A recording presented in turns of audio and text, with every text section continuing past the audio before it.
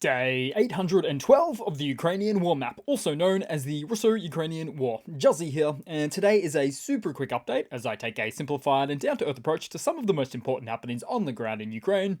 So, starting off, we'll take a look at those Russian losses, as currently Russia sits on more than 488,000 military personnel losses, representing an additional whopping 1,520 personnel losses in the past day. Then as for hardware losses, 19 tanks, 30 APVs, and 27 artillery.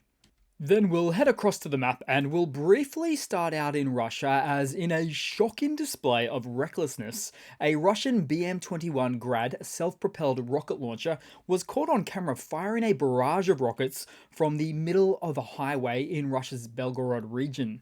The video showed numerous civilian cars waiting in traffic as the Grad system unleashed its rocket fire, presumably towards Ukraine, with some Ukrainian social media reports suggesting that the rockets were aimed at the Kharkiv region. Now, the presence of civilian vehicles bearing the regional code of 31 belonging to the Belgorod region bordering Ukraine highlights the egregious nature of the attack because by launching strikes from a highway without prior evacuation or cordoning off the entire area, the Russian military effectively used civilians as shields, the human variety, which is a clear violation of international law and a war crime. Not to mention they couldn't care less about their own locals from the region. Then headed to the main map as Ukrainian forces have thwarted some Russian attempts to infiltrate deeper into the urban areas of Vovchansk, as stated by the General Staff of the Armed Forces of Ukraine, all as intense clashes continue in the northern part of the town as Ukrainian units carry out combat missions keeping the enemy under fire control. And since the start of the Russian offensive back on May 10th in the Kharkiv direction, the AFU has decisively forced a significant decrease in the activity of the Russian occupiers, with, for instance, AFU forces making proactive movements on Russian-held positions on the outskirts of Vovchansk. Also, an embedded Ukrainian journalist by the name of Budasov reports from the front lines in northern Kharkiv that the Russian offensive has caused the invading forces to suffer some substantial casualties, while Ukrainian troops hone their skills in repelling the enemy. And it was also noted that freshly minted Russian prisoners of war have shared tales of grandiose plans for a swift blitzkrieg, aiming to capture Vovchansk within a mere 2 days. However, their hopes have been dashed as the Ukrainian defenders stood firm, making a mockery of the Kremlin's ambitious timeline. The situation on the front lines here, however, I wouldn't consider to be that stable, with Russia's relentless attempts to break through with a Russian offensive reported to include 30,000 troops from the commencement of their northern incursion from back on May 10th. Then moving a bit further down south as Russian aviation conducted 3 airstrikes at Lerman, which is something that's more commonly an occurrence in the Avdiivka direction. But after the loss of 2 Russian Su-25s and reportedly a Ka-52 attack helicopter, it appears Russian ground support aircraft are a little less active in the lower region right now. Then looking around on the map, because somewhere in the east we saw a destroyed Russian tank, presumably a T-72 in the Luhansk region. Now, unfortunately for this Ukrainian FPV drone, you see here with its first-person view, the tank was already destroyed upon arrival, so this drone may have had to tuck its tail between its legs and go home, or find another target, or indeed choose to self-destruct instead. Then, also in the east, soldiers of the 93rd Separate Mechanized Brigade, with the help of FPV drones and the Javelin anti-tank missiles, destroyed 6 units of Russian armored vehicles that tried to storm their positions. Among them was another turtle tank, something which the outside world keeps trying to tell me that these beasts are invincible. Not so much. Then also on the map, and likely in the Kherson or Zaporizhia region, we saw that the Ukrainian unit named, quote, Birds of Magar, performed a search and destroy operation on a Russian boat. Then we head to Crimea, where events have been happening quite consecutively, as the Belbek airfield in Russian-occupied Crimea has come under attack for the 2nd consecutive day, as evidenced by videos circulating online showing several fires at the military installation near Sevastopol. According to Astra, the Russian media outlet, the strikes on the airfield resulted in the destruction of 2 MiG-31 aircraft and an S-400 air defense system radar component, specifically the 92 N6Es, with NATO codename Gravestone, thereby somewhat living up to its name in this instance. And so the repeated targeting of the Belbek airfield highlights the ongoing conflict in the region and the Ukrainian forces' determination to disrupt Russian military operations in occupied Crimea.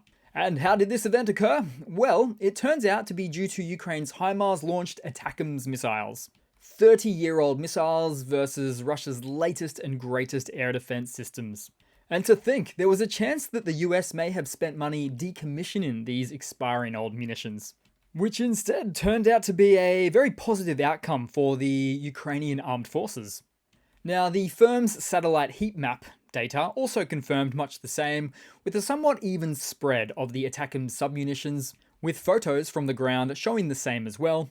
So it's almost like we see here that an ATACMS a day keeps the Russian defensive capability away, which is a sticky spot for Russia to be in, that highlights the significant implications of the threat that longer range and higher payload precision missile systems are to Russia. Because Russia can't just keep losing these systems willy-nilly, especially if they're trying to somehow wait out this war.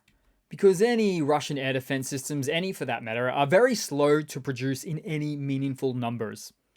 Oh, and also for those interested, here's a brief look at why the ATACMS missiles appear to be intact on the ground, near to the target site, which is actually not the case. Instead, the self-propelled booster rocket, or rocket motor casing, that houses the solid propellant, separates with the warhead before impact.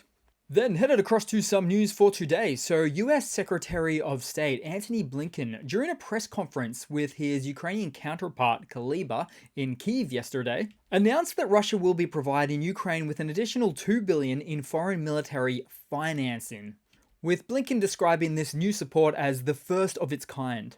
The military financing will not only help Ukraine acquire the weapons it needs today, but will also enable the country to invest in its own defense industrial base for the long term. Moreover, this support will assist Kyiv in purchasing military equipment from other countries, not just the US. And Blinken praised Ukraine's, quote, incredible spirit of innovation, ingenuity, and entrepreneurship, emphasizing that everyone's eyes are focused on the situation in the northeast where Ukraine is defending the Kharkiv Oblast. And also, as a side note for this piece, the US Secretary of State also took some after-hours time to blow off some steam and play a cover of Rockin' in the Free World in a basement bar just off Kyiv's main strip. Then in some more news, and in a significant boost to Ukraine's air defense capabilities, France has pledged to deliver a fresh batch of the Aster anti-aircraft missiles for the SAMP-T air defense systems that Ukraine operates, as per advice from the French Minister of Defense. So the SAMP-T air defense system, jointly developed by France and Italy, has proven to be a formidable asset in Ukraine's arsenal. And with the addition of these new Aster missiles, Ukrainian forces will be better equipped to counter Russian aircraft, drones, and cruise missiles, ensuring a more robust defense of their airspace. Then in some more news, and also worthy of a mention from just over a day ago, was the announcement that Germany will deliver another IRIS-T air defense system to Kyiv this month. As confirmed by German ambassador to Ukraine, Mr. Martin Jaeger, aka the Jägermeister, Ukraine already possesses several IRIS-T systems, with more slated for delivery later this year and next year. Now specifically, Ukraine has been supplied with 3 IRIS-T systems so far, with another one this month, just as mentioned, with another 8 already pledged. I kid you not. Making for a total of 12 that Ukraine will receive from Germany. And so, contrasting that to Patriot deliveries, Ukraine has received 4 Patriots now, with what is believed to be an extra additional bunch of launchers on top of that. Also, the Netherlands, Romania, and Spain have agreed to provide a substantial number of Patriot missile systems to Ukraine, which seems to show that these 2 effective air defense systems increase their operation in Ukraine in lockstep with one another, give or take. Then moving along because, well, in less of a news piece, but more of a happening, here's a quick pic I wanted to show you guys of one incendiary munition, the AZB-5 shell that gets equipped to the Baba Yaga drones. Now, this incendiary munition, originally designed to be deployed from aviation, or should I say traditional aviation, can be well handled and lifted by a Baba Yaga drone these days, with these munitions weighing 5 kilos or about 12 pounds, which has the Baba Yaga drone theoretically capable of lifting up to 4 of these bad boys. True story. Then to some more news, as in a historic moment for Ukraine, a luxury yacht belonging to former Ukrainian oligarch Viktor Medvedchuk was officially transferred to the Ukrainian state, as announced by the Agency for Investigation and Management of Assets. Now, Medvedchuk, a pro-Russian and former Ukrainian politician, now exiled, is now living out these days in Russia, surprise surprise. And so the Royal Romance, a 92-meter or 300-foot long yacht valued at an estimated 200 million euros, was seized by Croatian authorities back in March of 2022, following the imposition of EU sanctions on Medvedchuk, among many others. And so the shipping administration had emphasized the significance of this event, stating that it marks the first time a seized asset originally located abroad has been registered with the Ukrainian state. They also stated that the profits from the yacht sale will be directed to Ukraine's state budget. Now, back to Medvedchuk, long considered Russian President Vladimir Putin's right-hand man in Ukraine, was charged with high treason and placed under house arrest back in 2021. He fled during Russia's full-scale invasion, but was re-arrested in April of 2022. Then in September, he was handed over to Russia as part of a prisoner exchange.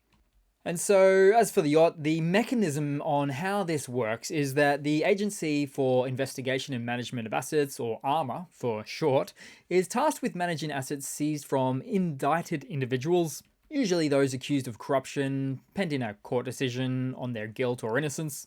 And so this seizure and liquidation, or to-be liquidation, couldn't have happened to a more deserving figure, as Ukraine has been very invested in stamping out corruption during the war in Ukraine, which is extremely beneficial from a resource allocation perspective for their military, and is something that Russia can never truly achieve with its deep-rooted and widespread systemic corruption practices. Then just quickly moving across to a last piece of news today, because I significantly ran out of time today, as Russian President Vladimir Putin arrived in Beijing today for a 2-day state visit, marking his first official trip abroad since securing his 5th presidential term. The visit will focus on strengthening the, quote, no-limits friendship between the two nations, which puts China in an increasingly precarious position from the perspective of the global stage. So, during Putin's stay, he will engage in talks with Chinese President Xi Jinping to discuss bilateral cooperation and identify key areas for future collaboration. He will also meet with Chinese Premier Li Qiang and will attend the opening ceremony of the 8th Russian-Chinese Expo, which showcases products and projects from hundreds of companies across the two nations. But I'm fairly sure this year that Russia will phone this one in, more or less. Also, regarding Putin's visit to China, a Chinese state media outlet has stated that Putin has praised China's active efforts to find a political solution to the ongoing Russo-Ukrainian war, claiming that Moscow seeks a peaceful settlement to the conflict.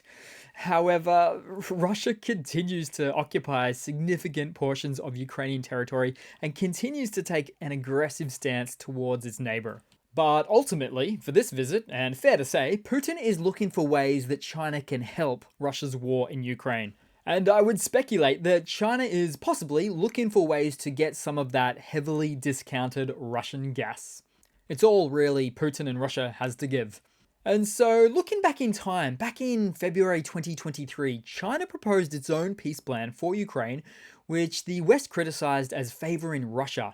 Zelensky wasn't too fond of the plan either back then and said, hey, there's only one peace plan, and that's the Ukrainian peace plan, and it means to get your occupying soldiers the hell out of our country. But back to this latest meeting between Xi and Putin, or Xi and P. At this juncture, it's just difficult to expect a lot out of this event. So that's it for today, guys. Had to be a quick one, but back tomorrow all the same. And yeah, thanks for watching. Please continue to like and subscribe if you tend to watch the channel a bit and haven't already subscribed. And yeah, I do hope to see all of you guys there in the next one. Cheers.